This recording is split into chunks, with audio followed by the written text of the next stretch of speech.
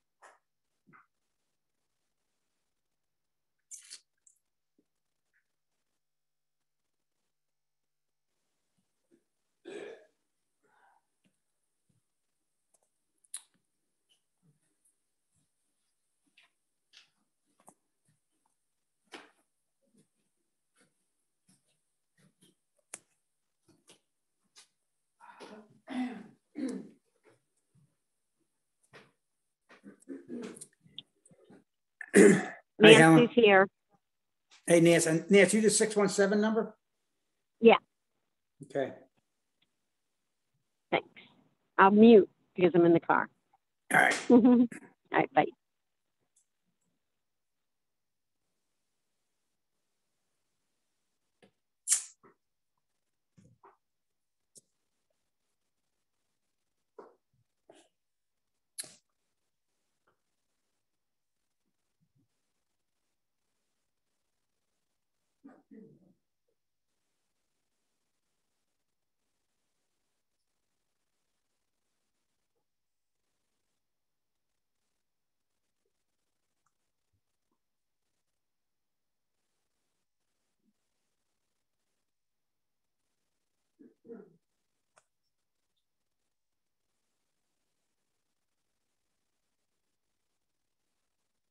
Hey, Zach. Hey, John.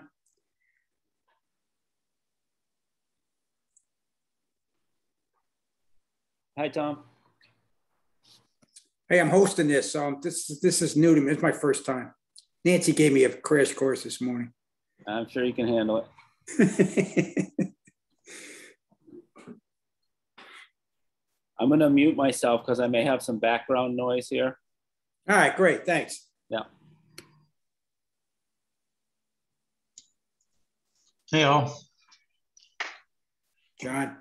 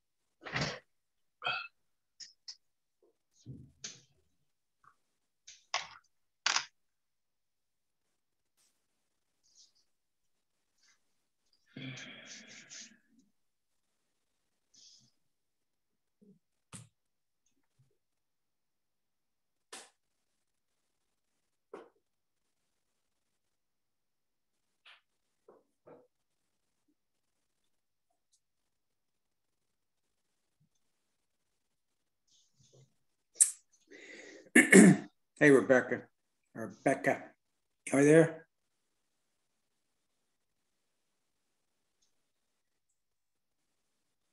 Becky, you're on mute. Sorry, I'm here. Having a little trouble with my link. We'll be right along.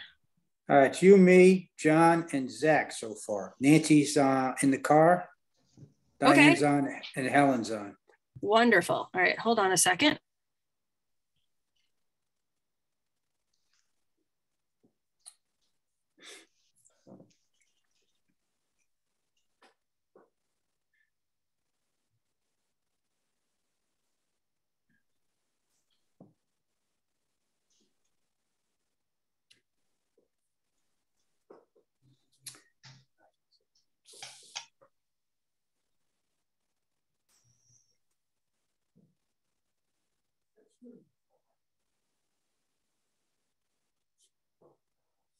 Okay, so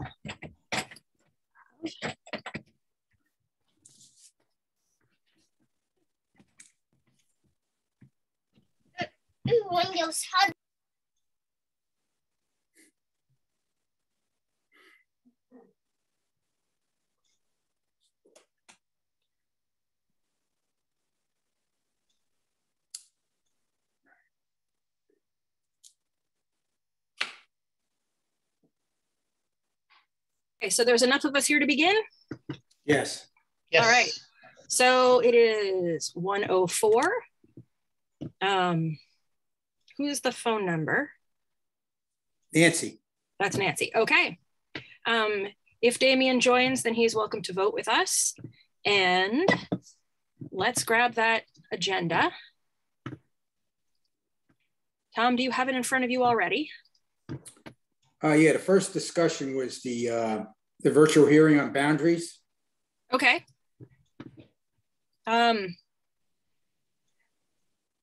So the only intel that I have on that is I don't know who is encouraging the select board to host that.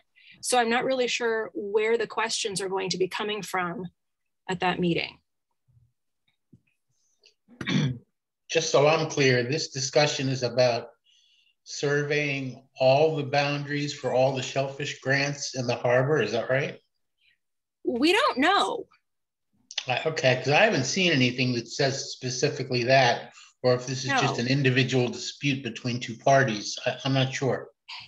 It just says the shellfish regulation notice hereby given that Wellfleet Select Board will hold a virtual public hearing on Tuesday, October 12th at 7 p.m. to discuss boundary issues between licensed grant holders with regards to section 7.5, conditions for use of area licensed for aquaculture, 7.19.1, grants shall be marked, and 7.23, extension of acreage without permission. Okay. So I'm unsure where questions are coming from in relation to what exactly. Zach, is your hand up? Yes, ma'am. What do you got? How was this put on our agenda? How was this brought to our attention? Ryan emailed us and said, I'm hosting a public hearing at the select board meeting on this date. Okay, so they're not asking for any specific recommendation from us? No. Okay. So I believe I attended a select board meeting, the last one perhaps, maybe if Helen's still on, she knows, where the discussion was about the maps and about moving some things inshore a little bit. There was a discussion about changing where some of the boundaries are. I don't really recall what the final outcome was. Maybe that's what it's about. Okay, I see Helen waving her hand at us. Helen, you're muted. Still can't hear you. Now you can. Now Hey, we Helen. can. Thank you. How are you? So here's what I think this is. If you remember, your committee had a number of discussions about the Hidelta property, and in those same discussions, the whole issue of surveying or not surveying or resurveying or who should pay for it came up. In other words, the whole thing was brought up. No decisions were made. When Ryan, bless his heart, decided to finally have a hearing to discuss what to do with this vast new property, right, in a normal planning process, he decided, and I think that was a good decision, not to have the whole discussion about boundaries and where they are and whether, when and whether, if at all, aquaculture acreage should be resurveyed. In other words, he quite reasonably, as chair, and we went along with it because it was the sensible thing to do, didn't want that in the same hearing as when we were discussing the Hidelta property and what to do with it. But it was acknowledged that this was an issue in other parts of the harbor, as well as the new property, and that it should be cleared up and there should be a definite direction for the Shellfish department to, a kind of, this is what we're going to do about people's boundaries, in the future. And the Shellfish department, has been making sensible decisions about this, but there hasn't been a kind of overall look at it and protocol. And Nancy, you correct me if I'm getting this wrong, but I believe that this hearing about it is an opportunity for people to weigh in again, because you guys have already weighed in on this here and there when it's come up. So that's my take on it. And I think I'm right. This was, in other words, there were two issues and we did one of them and now we're going to do another. So Nancy, does that sound right to you? Through you, Becca? Sure. So yes, that is correct. But I also know that the select board received a letter from a grant holder requesting a public hearing about, I believe, his boundary markers in particular, and a dispute that was being had. But it is true that there are some questions around the harbor about correct placements of buoys, and I have received maybe 5 different estimates for different areas of the harbor, all from the same professional field survey company, but different. I've received estimates of what it would cost to survey a certain cluster, resurvey a certain cluster of grants. I feel strongly that the town is not in the financial position, nor has the Wellfleet Shellfish Department budgeted to take on this type of expense. So I personally would be looking to the grant holders to take it on. And because there's many different grants in each of these different areas, they could certainly divide up the expense amongst them and make it more reasonable. And that is already taking place at one cluster of grants right now. Should be coming up in the next month or so, few weeks. But you know, the Shellfish Department has points and coordinates that have been used since at least 2012. There are 2 maps in our office of the northerly and southerly grants. Each boundary has coordinates attached to it. I work with grant holders, like when the USDA needs grant boundaries for certain programs. You know, this is what I send to people. They should also be in your leases, but not always, because some leases are old enough where they go by meets and bounds in the description, not by, they used to be in minutes and seconds, and now we've converted everything to decimal degrees. So everything that Slade had laid out on the 2 maps in the office has been uploaded to our GPS, and we spent, I want to say, almost $400 on this GPS. It was not a run-of-the-mill GPS. It's accurate to 3 feet. We usually work with people to 10 feet. You know, we're not, people are close enough and it's not encroaching on anybody else's space. You know, we try and be flexible and use discretion there, but we're only as good as the boundary points that we have in our GPS, which we got from Slade, and whose coordinates are on the wall in our office. And so that's what we've been using, but there are certainly sometimes disputes between grant holders with, you know, well, this was always mine, or I was always set up here, and now you're telling me I'm wrong. So, you know, there might, maybe this hearing is a way for us as a community to decide what should the next steps be. Becca? Yes, Nancy, Helen. Yeah. So Nancy, thank you for that description. And that is only one situation. But what I'm concerned about is that your department, and remember, you're there, you're firmly in place. I hope you're there for as long as you want to be, and that'll be a long time.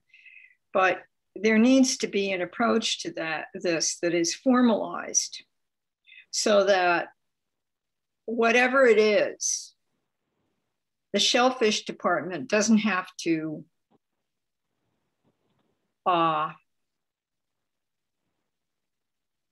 be subjected to pressures on a case-by-case basis,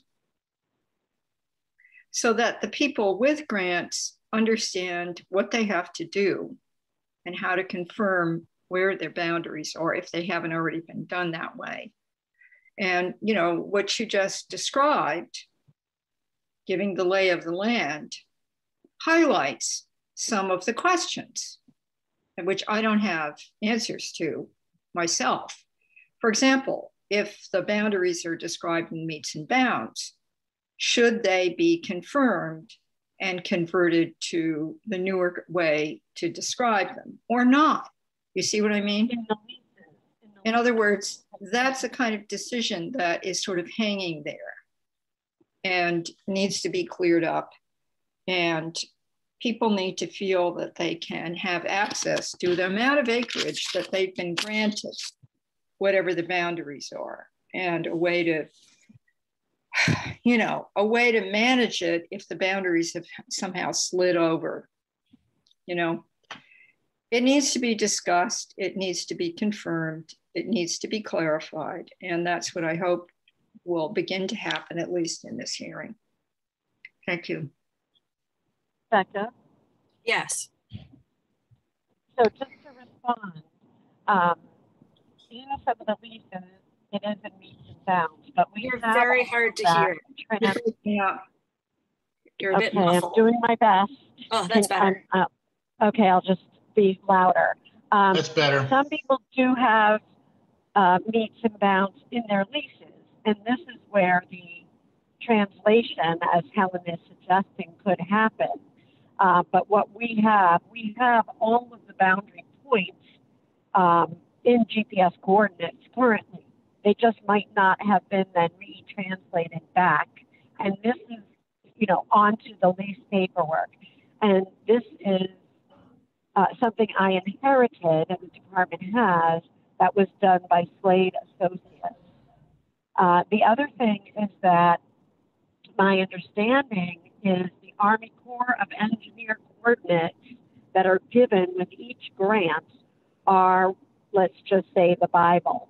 So we could start by trying to get everybody to pull out their Army Corps paperwork and provide the Shellfish Department with the grants boundaries that the Army Corps gave. But some of these go back to the 70s, so I'm not really sure that even existed then. So these are some of the intricacies that we're dealing with, and but we do have currently GPS coordinates for every grant out there.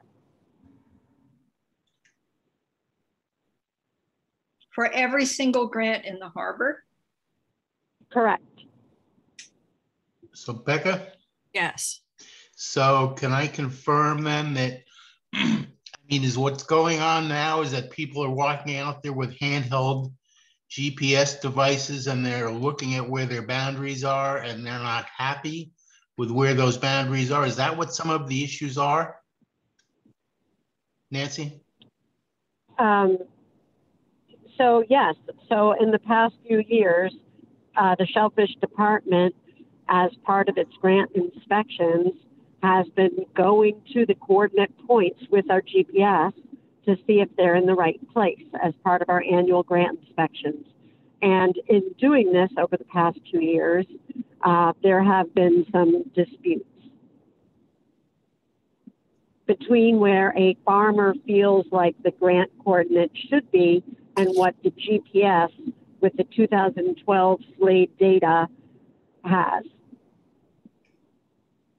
And is that what some of the current disputes are about right now? Yes. Okay. I'm curious. Sorry, I'm curious when I'm looking at what the listed discussion for the public meeting is, and it looks like it's all of 7.19.1 grant, not that one, 7.5 conditions for use of licensed aquaculture. Like what are they getting at here? I'd have to read it again, Becca. Okay. But I think that's where it says like that. I have to, if you want to give me a minute, I can pull up the regs and then I can read it to you. Okay. Okay. I'm going to go on mute for a minute. Okay.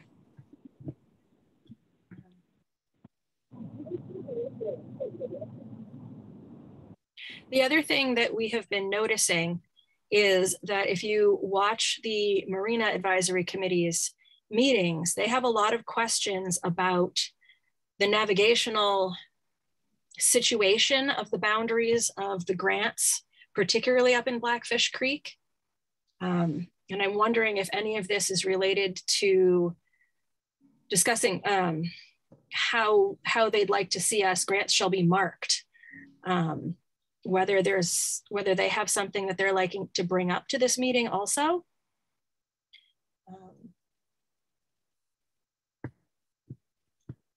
Just not sure what we're going to be asked about next week.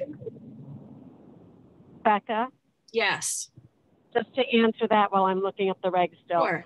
Not to my knowledge, this was started by a letter from a grant holder requesting a public hearing. Okay.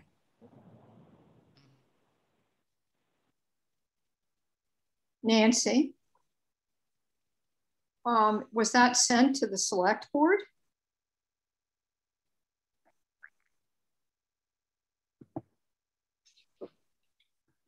Yes. Yes, that is my understanding. That's what Ryan told me.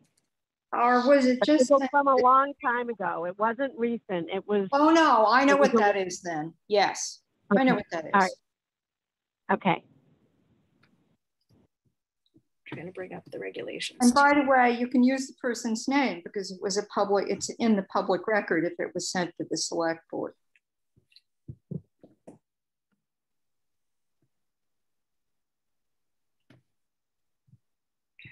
This is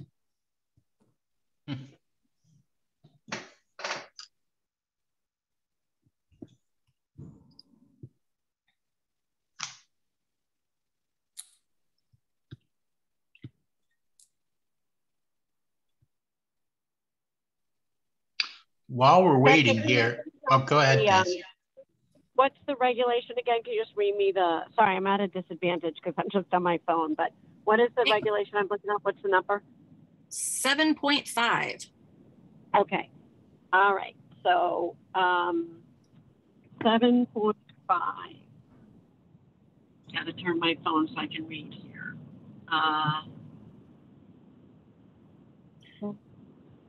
Becca, can I ask you a question while we're waiting here? Sure. My understanding is I thought that this was a hearing about what the future use of the Delta, all the property that we got there.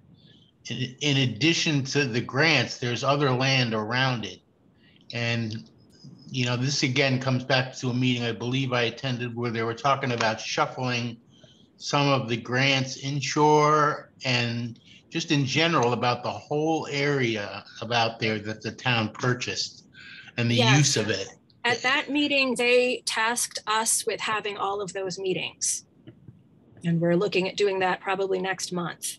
Because I believe NREB has that on our agenda on next week, Monday or Tuesday, whenever it is. I forgot. Because this didn't say anything specific to what portion of the town harbor they were talking about or anything. Okay, Helen. I'm ready. Oh, okay, hold on a sec. We've got Helen real quick with her hand up. Yeah, just to address what John said, John, that was absolutely in that hearing that we had before. That was a separate issue. What I just described was Ryan decided to split the two issues into two separate hearings. So we're not doing that again. Okay. That's good. All right. Okay, so we've got Nancy. Okay, so this is, I'm just going to read it quickly. The select board may license specific areas beneath the waters of the town to individuals for the purpose of granting exclusive rights to plant, grow, and harvest shellfish from the area. Said license is subject to the provisions of Mass General Law, Chapter 130, those set forth in the current regulations of the Division of Marine Fisheries. These regulations or other town bylaws, as well as any specific or restrictions set forth in the license by the select board. The license does not grant any property rights. Any use of this license for other than the planting, growing, and harvest of shellfish upon privately owned property may not proceed over the objection of the property owner. This license does not authorize any damage to private property or other violation of private rights. The issuance of this license is not a determination of title or ownership. The license acknowledges that it is the responsibility of the licensee to obtain permission, if requested in writing, from the property owner before exercising the rights conferred by the license other than for the planting, growing, and harvest of shellfish on that property. However, the license holder is on notice that the owners of the property described in the license may nevertheless bring an action for trespass in a court of competent jurisdiction. A license holder may not rely on this license as a defense to an action in trespass. So that is 7.5. And I think that the reason we included that in the hearing is just about that this is basically a grant. It is, you know, conditioned upon Mass General Law, which talks about buoys marking your four corners. That's actually the only thing in our annual grant inspections that is required by Mass General Law. And so that's why we started to do it. And so that's why I think we just added this in. It's part of the conditions of the use of the grant is that you mark and you stay within those boundary points.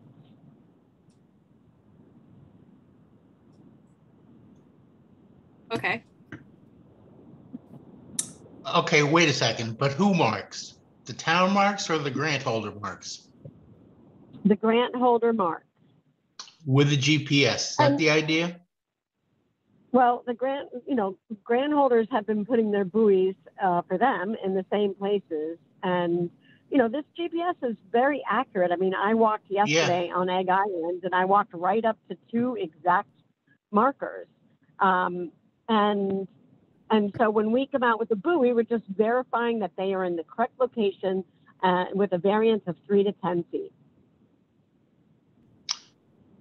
So, okay, well, I don't see anything particularly in that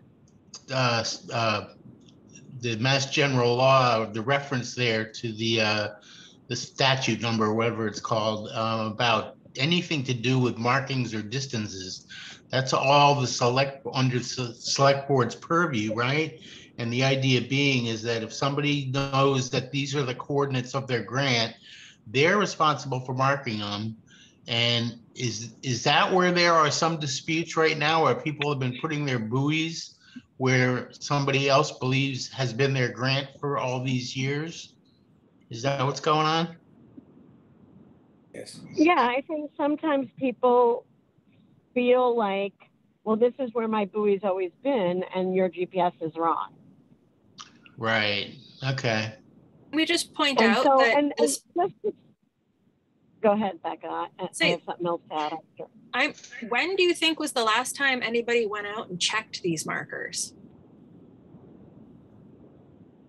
Probably not since, I just don't think it was ever done before. Right. And I think that handheld GPSs haven't been around that long compared to how long some of these grants have been there. So just to get back, circling back to the original point, this is all just really between the neighboring grant holders. That if there's a dispute between neighboring grant holders, they figure out what to do through the Shellfish department, and then they work it out with GPS or between the Shellfish department and the grant holders. Is that right? Correct. So why are we having a public meeting on this? And sometimes it's not that simple. But we're not the only town that has, like, there's maps. There's like, I think it's Oliver or something. There's maps that the state also uses, and they can tell in other towns that things aren't exactly, because now with Google Earth, you can see when there's aquaculture deer outside of a boundary marker. So we're not the only town where this has become an issue.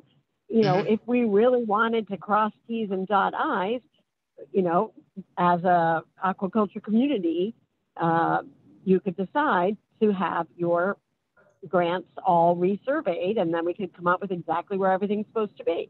It would probably be expensive. I don't know. I think that some of the ones that we're talking with right now, they're around $4,000 for certain areas, and I think I have 5 different areas right now where there are disputes or irregularities.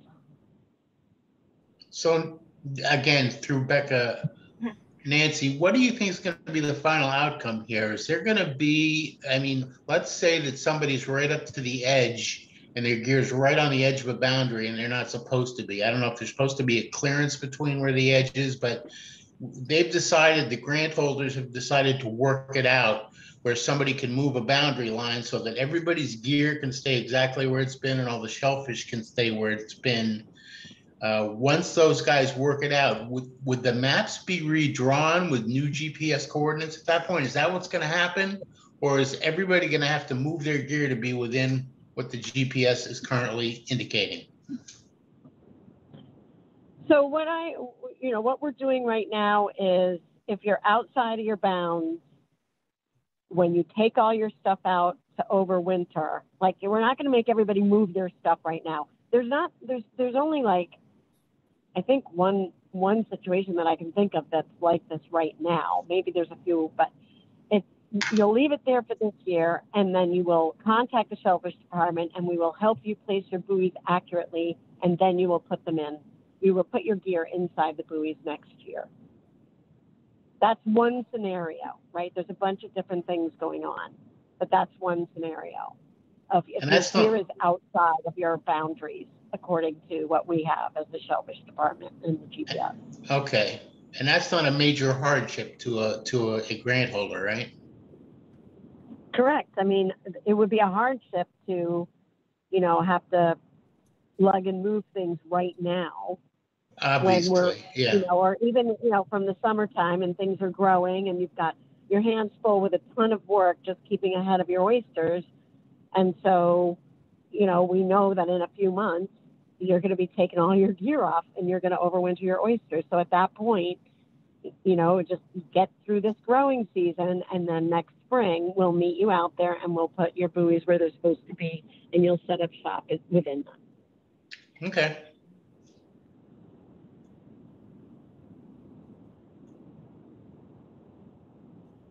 Hi, everyone. Hi. Hey, Brad's got a question. All right. What was just discussed? I have an issue with it because I've been in my place a long time, and the Shellfish Department came out and told me that I was basically a half acre over my bounds. And I was like, fine, And they said, apply for an extension. So I got all the paperwork in, and I applied for an extension, and I got the paperwork back to Nancy. And then all of a sudden nothing happened. And then I heard there's a meeting and there's a moratorium on extensions where they had just had, I don't know if it was 3 or 4 of them go through. So it's basically, the part of my grant that I've been using there that's in question is very viable bottom. Like, it's why my grant's successful. Mm-hmm. So if I get moved out of there, which it's looking like that's going to be a possibility if you're not going to look at my extension, then it's a hardship for me personally. And I just wanted to bring that point up at this meeting because I didn't even know this was going on. And then I saw the agenda for the 12th, and that there's some wording on the town website about how this is gonna, like if you move your bounds without permission. I was going off mean low water the whole time I've had the grant. And that's what it reads in the Hilda Trust deed. It's about mean low water. It's a 0 tide. That's where I am. And there's sandbars on both sides of it. Now the harbor master's been out there. He's saying he doesn't like where my grant is. Well, I've been there a long time. And we're talking about a half acre on a 3 acre. It's a 2.5 acre grant. Talking about a half acre that's on the edge of mean low water with sandbars all around it. I've never had a boat strike, but Kurt, who's up behind me, has had, like, I can remember 5 different boat strikes. And that's one of the issues too. And it's deeper around out in front where I am. And if you just put a couple green and red cans, I think you'd be all set. But I just don't want it to turn into something that makes me not want to shellfish anymore, which is, it's starting to like be that way for me. Like, how long has your grant been where it is now? What's that? How long has your grant been with the footprint that you're using now? 2008, 9, something like that. Okay. It's in Hilda, and I couldn't get I wanted to get an extension then, but because of Todd, what was going on with Todd and all them, it wasn't possible. Mm-hmm. Annie never said anything about where I was ever. Nope. Nobody ever did. And I don't have upland owners where I am. I don't have anybody on the sides of me disputing it either. It's just a couple people, sailboats that are they say they used to water ski in there. It's not a navigatable channel, as Mike has pointed out numerous times. Do we allow water skiing in Wellfleet Harbor? I think so, don't we? I mean, there's plenty of room to do it. With all the endangered species we have around here, we allow that? I'm shocked, actually. Yeah, back in Blackfish Creek, we have it all the time. Wow. Water skiing? Water at least once a weekend. Really? Yeah, All right in front of the house. Like what Mike was I've saying, never seen it. Yeah, Mike was saying I see it. I 98 see it a lot. 97% of the harbor is not aquaculture. Yeah, that's true. And you know, you're running 2-stroke motors out there.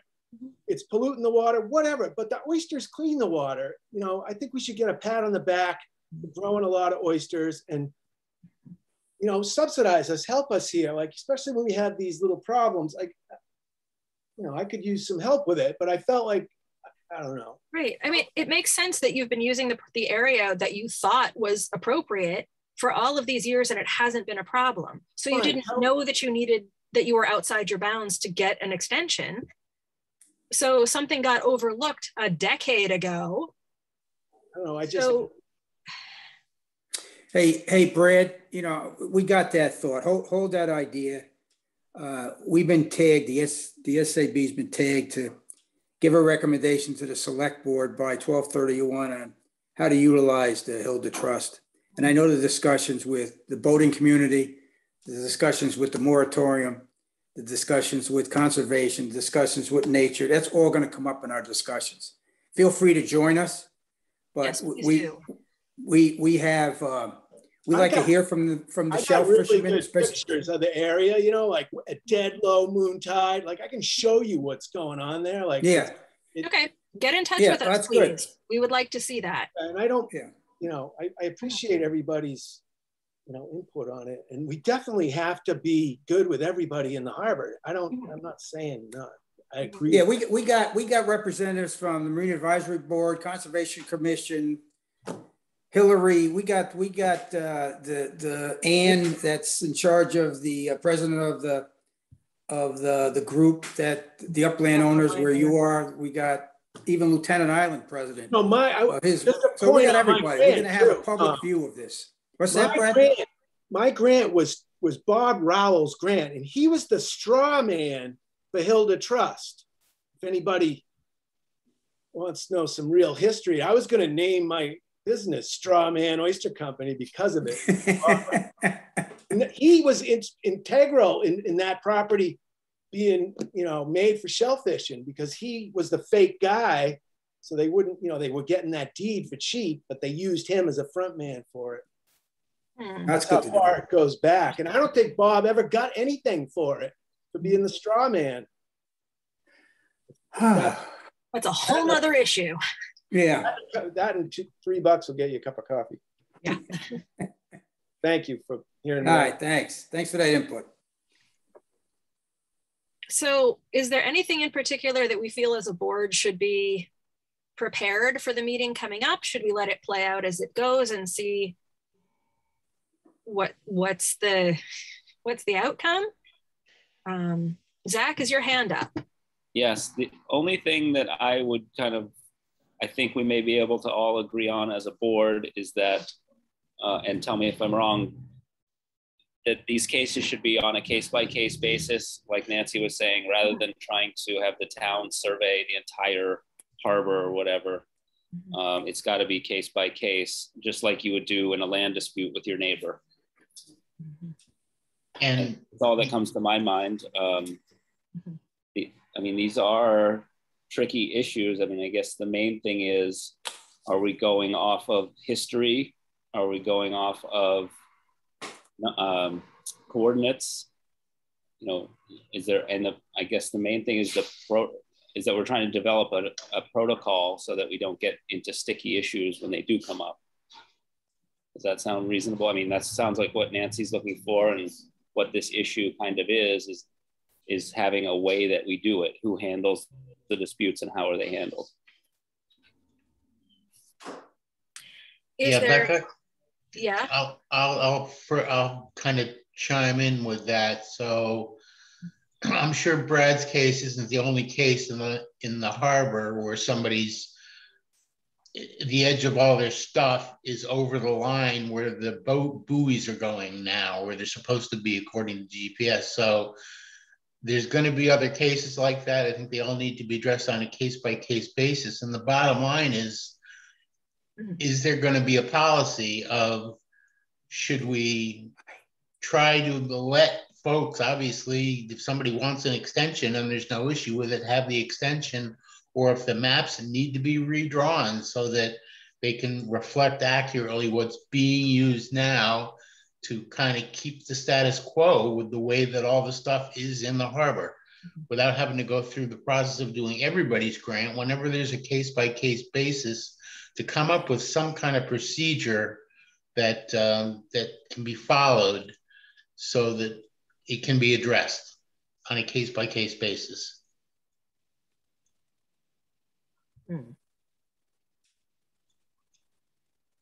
Helen. So another thing you could submit to the select board are questions that you have about the whole thing. Not only your point of view about where you are right now with the questions. The second thing that nobody's brought up is this. Back in the early 2000s, I was on the board and there was a big train wreck hot mess because guess what?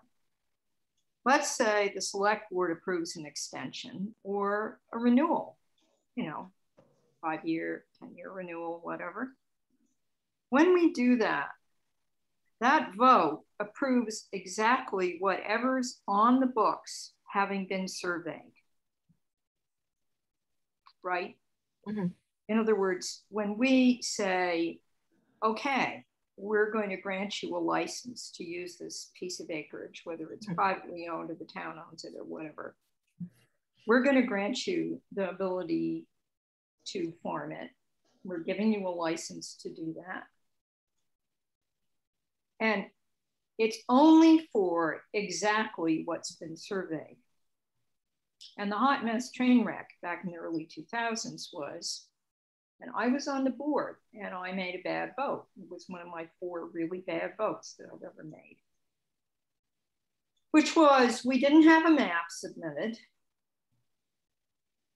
And what we improved, in fact, was acreage, which was overlapping into somebody else's grant.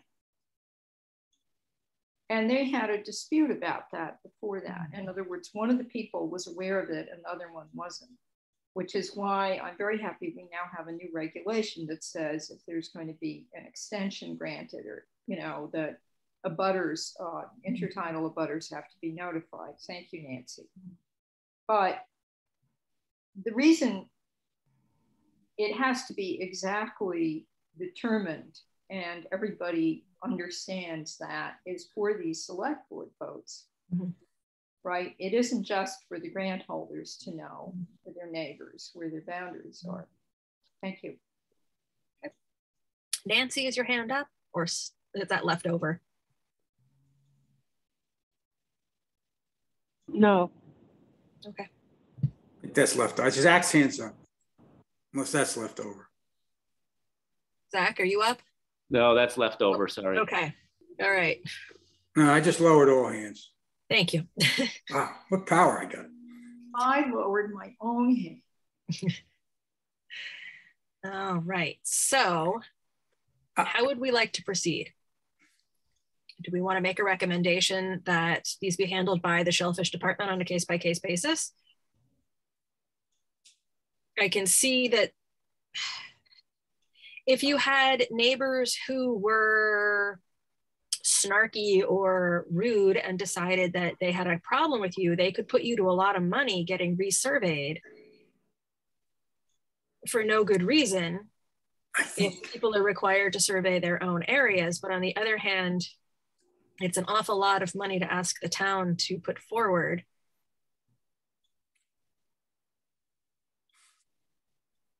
Hi, Tom. Hey, Becca. Here's what my suggestion would be. I think a few of us join the next week's meeting. I think we just come prepared for open mind. And I think Ryan and Helen and Mike will turn this thing back to us for a recommendation. And I like to put everything aside. I mean, here's what I struggle with. The land is not Brad's or Zach's or anybody else. It's the town's. Nobody owns that land. And the thing I struggle with is somebody's given somebody, here's the coordinates that Nancy just mentioned, and here's where you can farm. Here's the plot you can farm. And usually the owner of that land does the boundary markers, the owner of the land, not the user, the owner. So that's what I'm struggling with. If you lease a piece of land, I don't know if you call it lease or rent, but the town is leasing you, for example, that piece of land. You pay a fee. That's the thing I struggle with. Is the town responsible or are you responsible now that you're using it? And that's where this thing kind of breaks down for me. And I know I've had these conversations with Nancy. I know we have a ton of grants out there. We got more than anybody else. But to solve the issue, maybe the town, and I say, that's why I said the budget thing. I know that's going to be a big problem, but you do 10, 15 a year. You give Nancy, I mean, Nancy, I guarantee Nancy's budget's been the same when we did $4 million of Shellfish, and now we're doing 8. Not to say Nancy needs a bigger budget, but we're experiencing things now that I've been on this board for, I don't know, a long time, at least 2. I'm going on my 3rd. This was never brought up before. This is something new.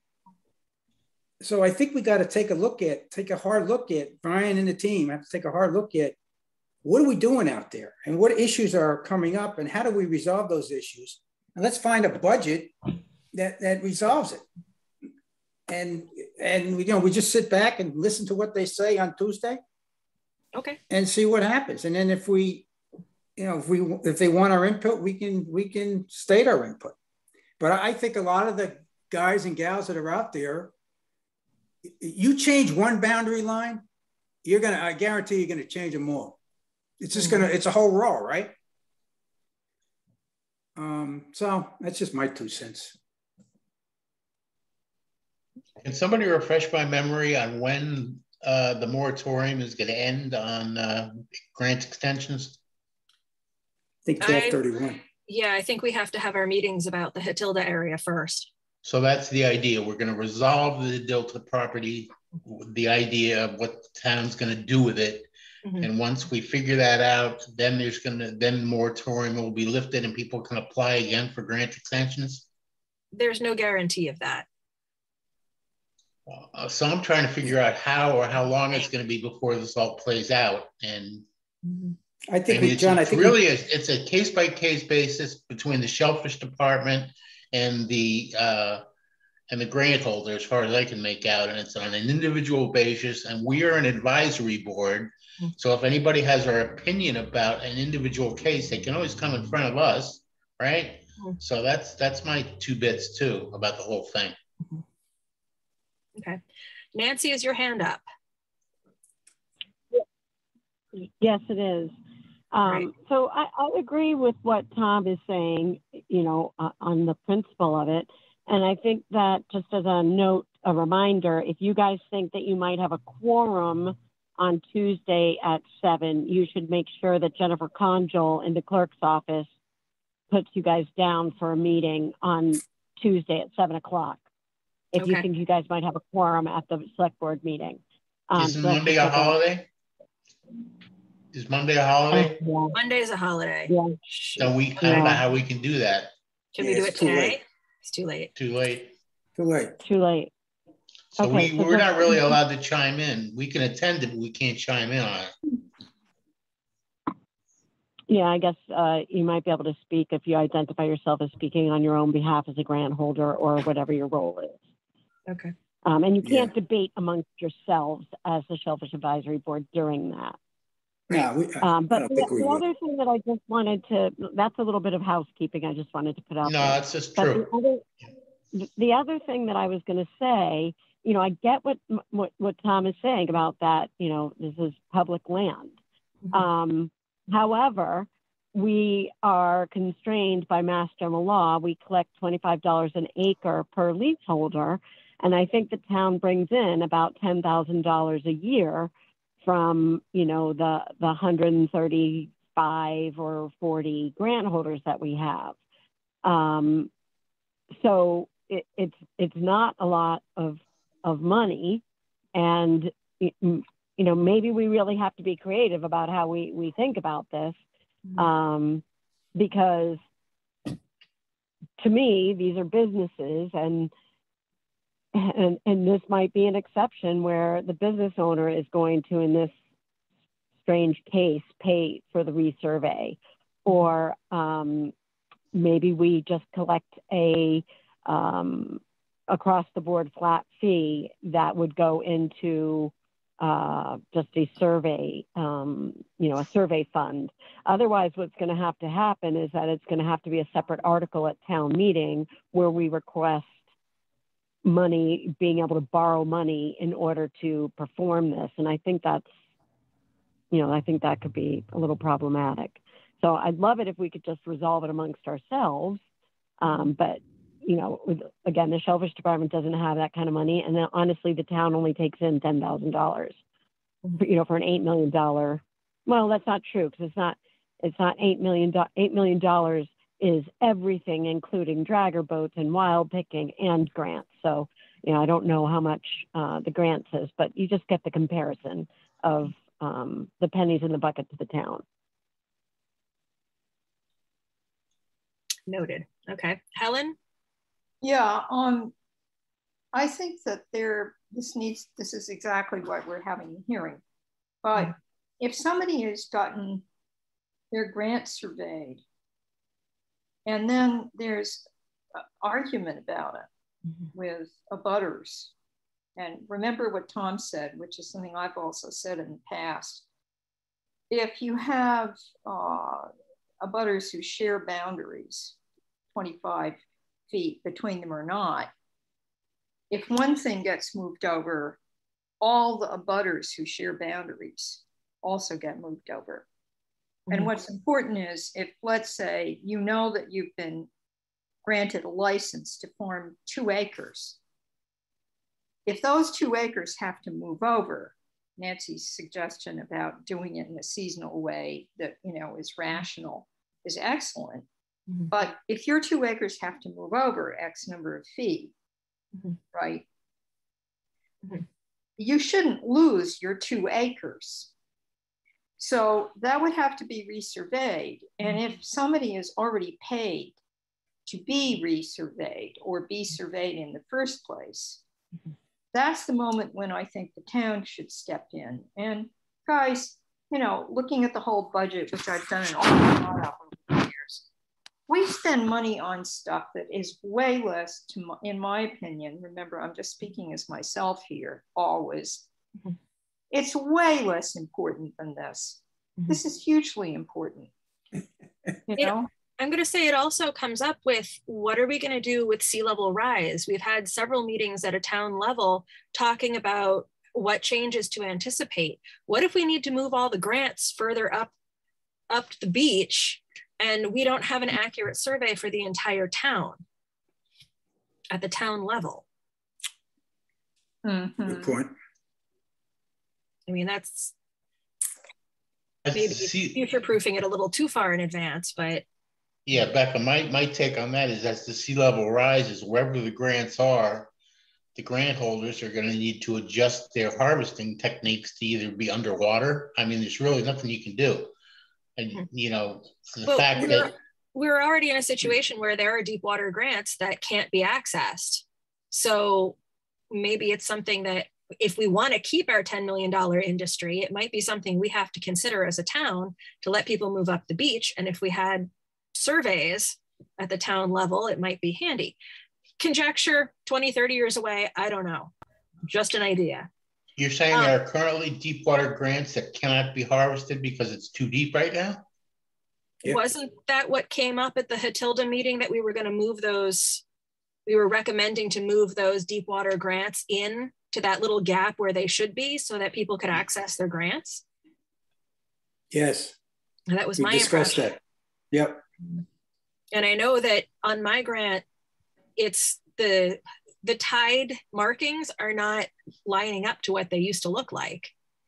Yeah, Yeah, hey, John, if I could just quickly, 20 years from now, I think the boating community will be pretty happy because all our grants will move in, right? So they'll have more water to go play with their boats. So I think that's a good point, Becca, that we need a future view of this whole thing too. What's going to happen in 10, 20? I mean, I go down and look at where the barriers are that say, hey, 2035, this is where the water is going to be. 2050, this is where the water is going to be. Yeah, it's going to be hard to access our farms. You guys are all going to need boats. So anyway. It has been almost an hour, and we do have one more topic on here. So we do need to consider our closing comments. I'm seeing two hands up. One of them is Nancy, and one of them is, why are you called Diane? Brad, where's your picture? It's actually Diane now. All right. So then let's hear from Diane. So I just want to say I would like to, clap at what John said, and I'm just coming home and getting on this. But in the last SAB meeting that was on moratoriums, where it was deadlocked about moratoriums, somebody, I want to say it was Zach, kept saying this is already in the regs. And so I'm just not sure, not to use a whole bunch of cliches, but it seems like we're reinventing the wheel, and while doing so, making a mountain out of a molehill and putting the cart before the horse. So it just seems like if someone's requesting an extension, it's already set up how to deal with that extension. And this idea that, that's going to snowball into this giant thing and people are going to have to move all over the place, maybe that will happen. Maybe that won't happen. So I just don't understand why so many hours now are spent dealing with a problem that doesn't technically exist yet. Like, it could still go on a case-by-case basis. There aren't 20 people in line requesting extensions. I don't know if there's more than 3. Like, it seems like case-by-case actually deals with the actual case, rather than throwing a whole bunch of money into surveying the harbor. And I can tell you many shell fishermen wouldn't be able to afford that and would just not ask for an extension, which may or may not be important to their grant. So I doubt that's going to be real, a workable thing. But it seems like we have regulations to deal with this. And in order to change those regulations, I feel like the cart that goes before the horse is you need to have a meeting saying you're allowed to change those regulations, which I have not heard of. And I don't do Zoom, so maybe you've had that meeting, but I don't see where anyone has permission to change those regulations. It seems like you all are just avoiding those regulations that already exist. Am I missing something?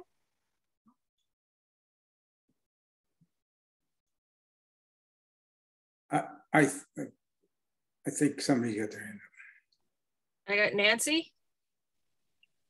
Do you your hand can up? put my hand. It was not, but I will just say, I think that what we identified earlier in this call is that there aren't really regulations describing how to resolve disputes. And if that was something that people wanted to try and do, we could try and do that. I agree with Diane that all of the steps are outlined for how to go about getting extensions and new grants. And so I don't think we need to reinvent the wheel on that. But what I don't know that we have is how do you resolve these types of boundary disputes that are starting to come up. So I'm not looking to this. Like, I'm working, and the department is working on a case-by-case basis. We found exactly what Brad said is what happened. Okay, these aren't where they're supposed to be. Ask for a grant extension. You've been farming here since 2008. We see nothing wrong with that.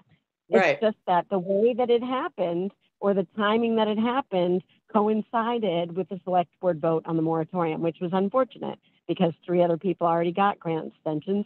I got 3 other people who want them. But, well, I think actually it was in before the moratorium. But what my point is, on what authority are we issuing a moratorium? Like, the regulations to handle extensions exist. So on what authority, like, you don't get to just go past. The moratorium is in the regulations. The moratorium is in the regulations. A moratorium on all shellfish stuff is in the regulations? At It the, is a section in the regulations that the select board can implement a moratorium. So they made use of that at that meeting. And unfortunately, anything that is related to a grant requires advertisement. And the timing of me putting the ad in about the extension made it happen after the moratorium. It was just the timing was off because I have to advertise it. That's something we can talk about at another point, because I'm interested in a larger issue than just our grant. I'm wondering I'm sorry, I'm not familiar with that regulation, but in that regulation where it says that a moratorium can be authorized, does it have conditions? Yep. Am I still unmuted? you are still Yes. unmuted. See if we can Okay, find hold on. that. I'm just scrolling to that. Bear with me 1 minute. I'm gonna assume it's at the select board's discretion. I believe that's what it says, but let's see if we can find it.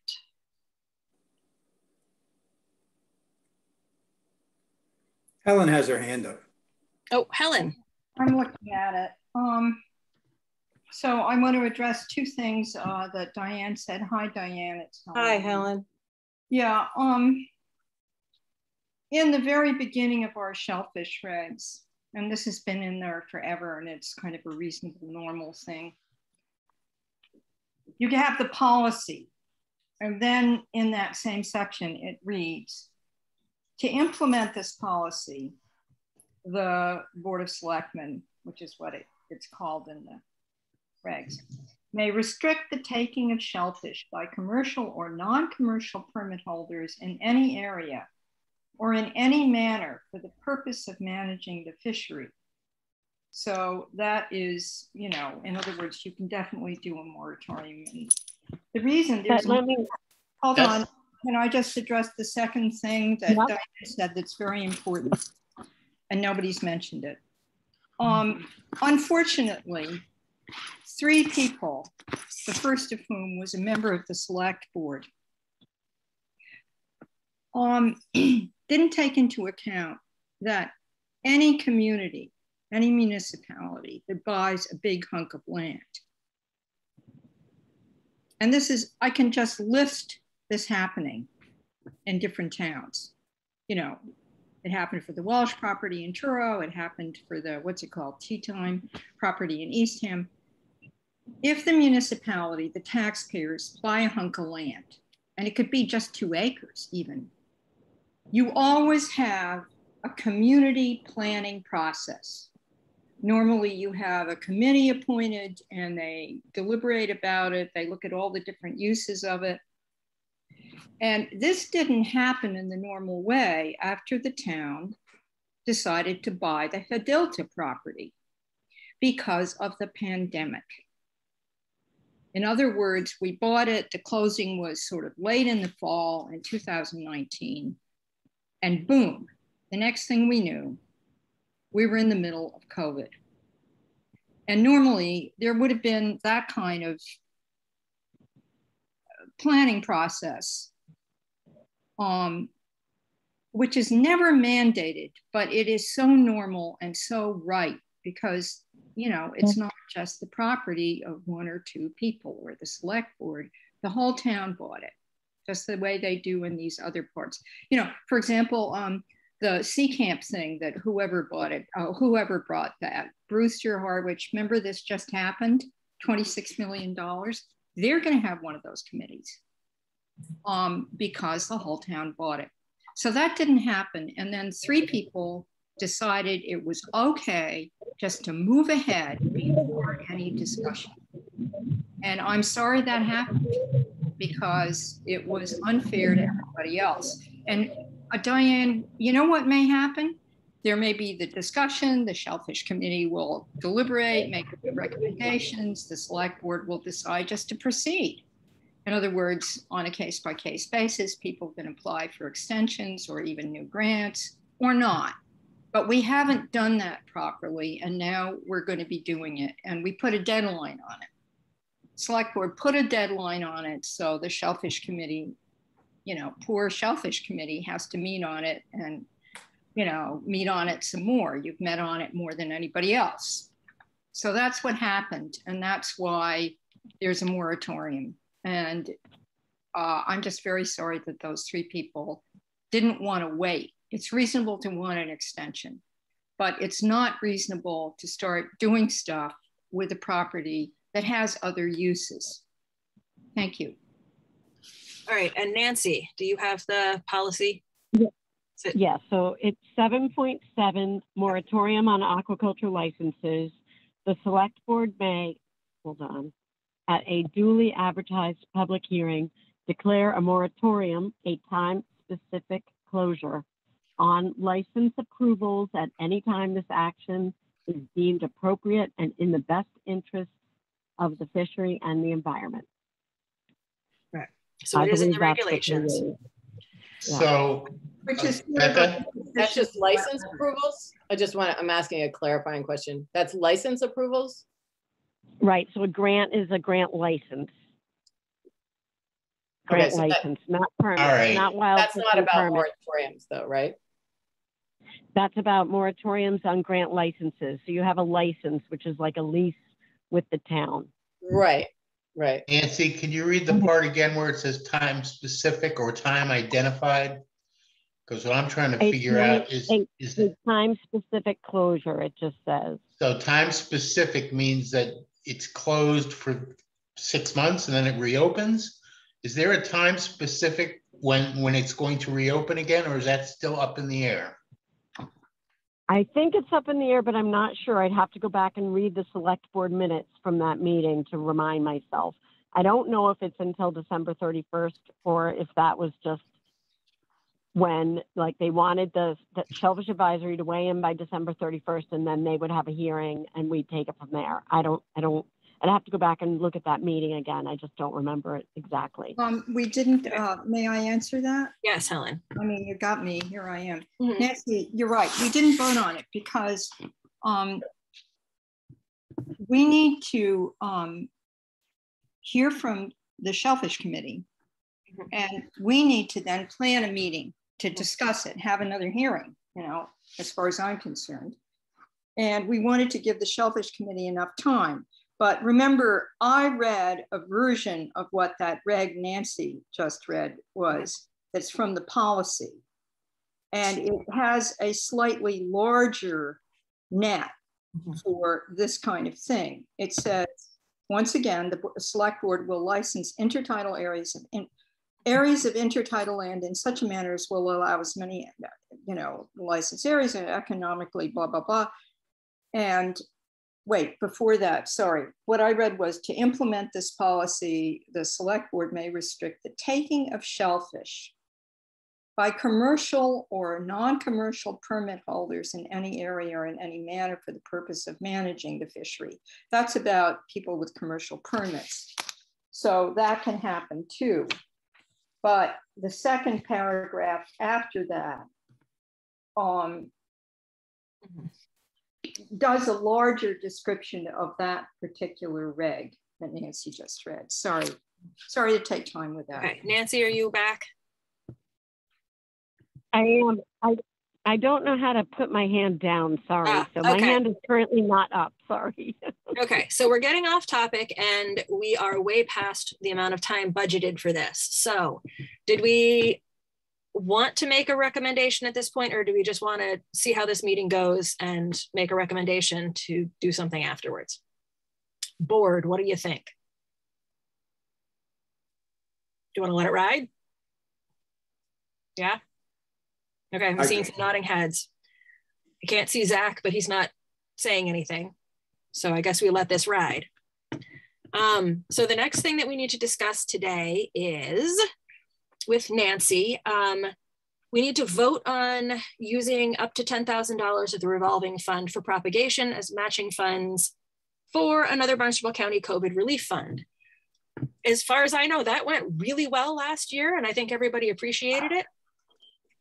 I don't think there was any reason not to do it again. Nancy, do you have any updates on that? Yes, it was a very successful program from both sides of the coin.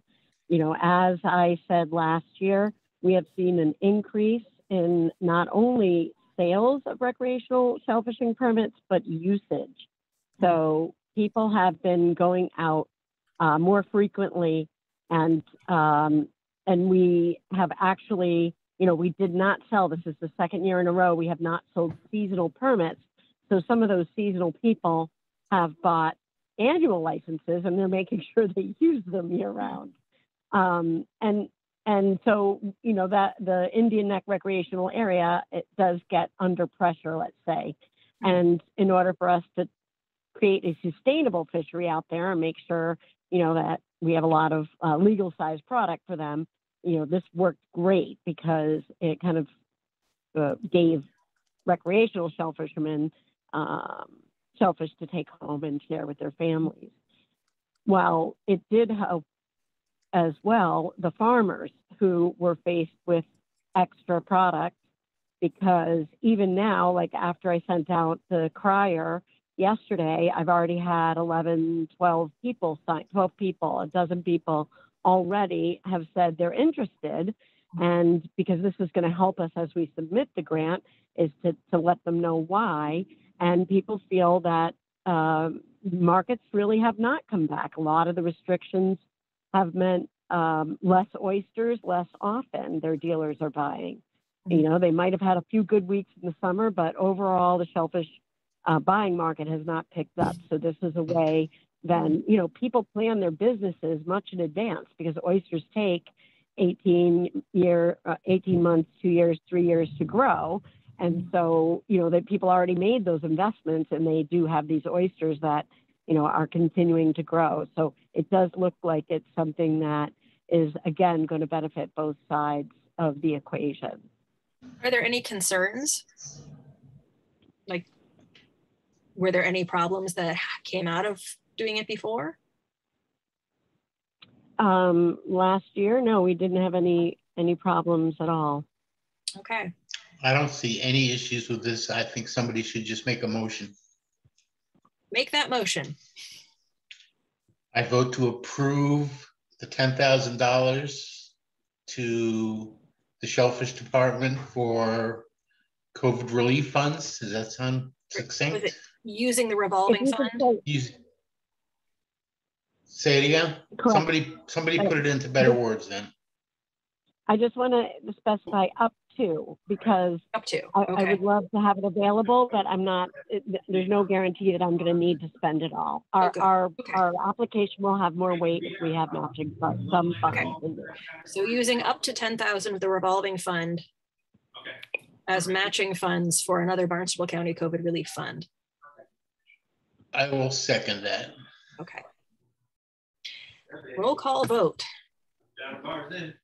Zach, aye. Becca, aye. John, aye. And I see Tom with his hand up, so he's aye. Wonderful. 4-0. Hey, Bard, I'm going to leave this. So, Thank you very much. Thanks, Nance. Oh, did we get through the agenda? That was the entire agenda, yes. Way to go. Nice job. I got to run. Thank you very much. Hey, thanks, Zach. Thanks for coming. You got it. All right. Make a motion to close the meeting. Sounds great. Second it. All right. See you all. Thank you, Becca. Bye-bye. Thank you, Becca.